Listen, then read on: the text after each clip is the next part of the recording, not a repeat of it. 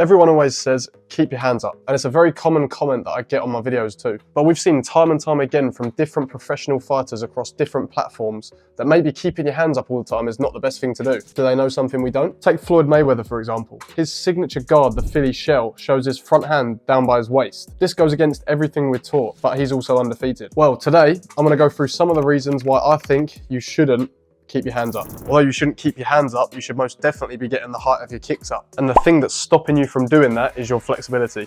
That is the main thing. So I created a 12-week program just for you, and it includes stretching routines that you can follow daily to completely open up your hips and transform your kicks. Go to the first link in the description of this video if you are interested. Right, let's get on with the video. First of all, if you notice this wet patch, it's because I spilled toothpaste down myself and I tried to wash it off with water. I haven't wet myself. So the first reason why you shouldn't fight like this is it just makes you feel rigid. If you're trying to fight and your hands are stuck like this, you know, your movement is going to be a bit less fluid. You know, and when you try and throw punches from here, you're going to be, you know, shoulders are going to come up because you're trying to stick them to your head. And this is what a lot of people mean in the comments when they tell you to keep your hands up, is they think you should be fighting like this. And after every punch, you're scrambling to get your hands back up here. You will be much more relaxed if you just drop your hands a little bit. It doesn't have to be like down there, but drop your hands a little bit to a relaxed position. And then from here, you can throw your punches and they're a lot better. Because one of the biggest things in fighting, the best thing you can be is relaxed, which is easier said than done. It's hard to relax when you're fighting because you've got the adrenaline going. But in this position, you're so stiff and tense. Nothing is going to come out well when you're trying to fight like that, and everything's going to come up and it's just not going to be fluid. You do not want to fight when you're tense, so relax. Drop your hands a little bit. The second reason why you should drop your hands at least a little bit when you're fighting or sparring is that you can actually use this to your advantage. Obviously, you have to be careful with this because, you know, you don't want to get caught. But if you drop your hands a little bit lower on purpose, it looks like you're not protecting your face. So you can like lure your opponent into like a false sense of security. They might see that as an opening to come forward and attack the face. And you can use this. You can drop your hands, almost invite that attack. And then as soon as they go, you fire that counter punch and then you've caught them. Obviously be careful with this, and you have to be ready to fire as soon as they come, because if you don't, you are just going to get caught if your hand's all the way down. But that's just something you can use. You know, you can keep your backhand up here and just every now and then just drop that a little bit, you know, relax it, just keep it ready to go if you need to, or keep it ready to come back up, but drop it a little bit. Almost invite that in, and as soon as they twitch, bang, you come in with your, you know, strike them over the top. Because if you're walking around fighting like this, they're not going to want to attack the face as much, because, you know, naturally it is going to be harder to get your face if you're like this. But if you're like this, your body's going to be more open anyway. So it's either leave your head or your body open. It's one or the other. I mean, a lot of people would say you'd rather leave your body open, but you can strategically leave your head open and then they'll come over the top. And also this one is not doing nothing. It's protecting the body anyway. So if it's lower, it's easier to protect the body. And then obviously, you know, Philly shell it a little bit. Maybe not if you're not experienced in that, but bait them into an attack.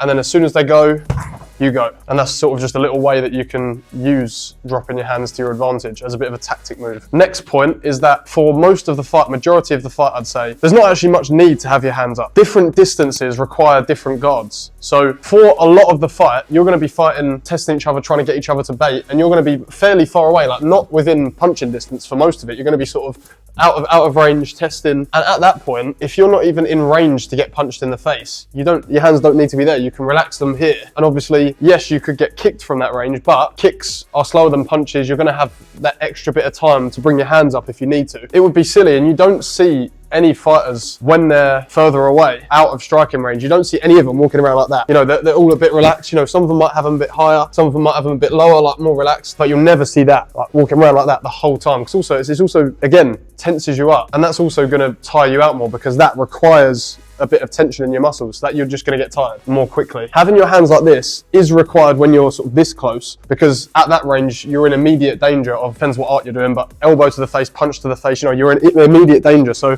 when you're in here, you can have your hands up and be protecting properly. As you step out, you know, around here is still close range. So you can still have them close to your head, but they don't need to be so up. You know, you can sort of relax them a little bit. As you step back, the hands can gradually relax more, because now you're not really in the immediate range to get struck in the face by a punch. And then as you come out to your sort of relaxation range where you're just, you know, bouncing and testing, your hands can completely relax, because, you know, you don't have that immediate worry. It's all about what kind of situation you're in. Your distance is what dictates what kind of guard you should have up. You know, if I did find myself in this range in a spar, my hands wouldn't be like down here relaxed, you know, like I'm saying, because now you're in danger. So my hands would be up here, and then you're throwing these shots here, and then your hands do need to be up. But for the most part, when you're out here, my hands would be more relaxed. You just have to remember that relaxation is key, and relaxing your guard is one of the best things you can do when it's appropriate to do so. This next point is relating to martial arts that have kicks in them. If your guard is like this, you will reduce the amount of force you can get into your kick. This is another comment that I get all the time on my videos, is you should keep your hands up when you're kicking. So what people think you should do is this. That is terrible, that's rubbish for your kick. That is not good advice at all, because especially when you're in kicking range, like I said earlier, you're not in immediate danger of being clocked in the face with the punch. I mean, obviously it could happen, I'm not saying it can't happen, but the chances are a lot lower, and the extra momentum you'll get from using that hand outweighs the risk of being punched from that range. You can keep one hand up while you're kicking, obviously. So for example, if you've got the front hand up here, you can keep that one next to the face and use this backhand to swing back and use that for momentum, because that will massively improve your kick. And it feels really awkward to try and kick like this, and your technique goes to nothing. You can't even really see where your kick's going, because when your hands are here, your head kind of goes with it and you're kind of looking the other way. That's when you sometimes see quite poor technique, is when you're trying to keep them up. And obviously people have been taught this, so it's not people's fault when they do this, but it's just a tip for you. Don't keep your hands stuck to your head when you're kicking. Just relax it a bit.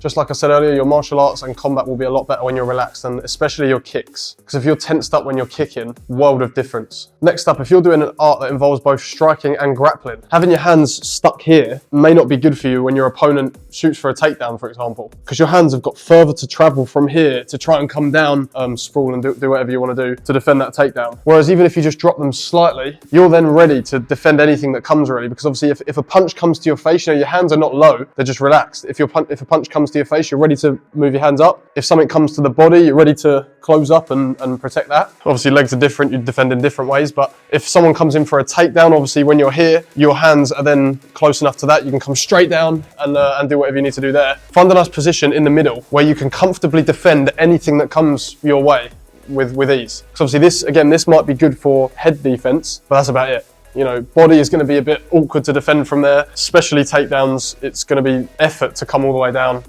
So yeah, just find a nice comfortable middle ground where you're relaxed and you can defend anything, and that will improve your sparring definitely. Thank you for watching this video. I hope you did enjoy it, and I hope you took something from it. Please let me know if you would like to see more stuff like this, or if you'd rather see like reaction videos, or just let me know what kind of long videos you prefer to see me do.